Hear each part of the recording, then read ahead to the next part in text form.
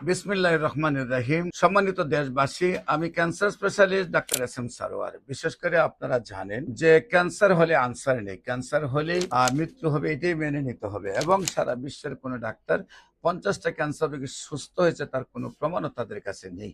বিশেষ করে আমরা বলবো, ক্যান্সার গবেষক অধ্যক্ষ doctor S M Sarwar YouTube, Facebook, Google, টিকটকে সার্চ করলে প্রায় 5,500-এর ঊর্ধ্বে ক্যান্সার রোগীর সাক্ষাৎকার পাবেন যারা সুন্দরভাবে সুস্থ হয়েছে। বিশেষ করে ঢাকা হাইকোর্টে যিনি প্র্যাকটিস করেন এবং চট্টগ্রামে কোর্টে প্র্যাকটিস করেন অ্যাডভোকেট আব্দুল্লাহ সাহেব, তার বোনের পিঠের মধ্যে ক্যান্সার হয়ে একদম 12 সেন্টিমিটার জায়গা নিয়ে সেরে গুল করে গর্ত হয়ে যায় এবং মেরুদণ্ডের হাড় দেখা যায় এবং বিছানায় পড়ে যান। উনি উঠে দাঁড়াইতে পারেন না, বিছানায় প্রস্রাব পায়খানা করেন। এই অবস্থায় আমরা চিকিৎসা শুরু করেছি, যখন সকল ডাক্তার চিকিৎসা ছেড়ে দিয়েছেন।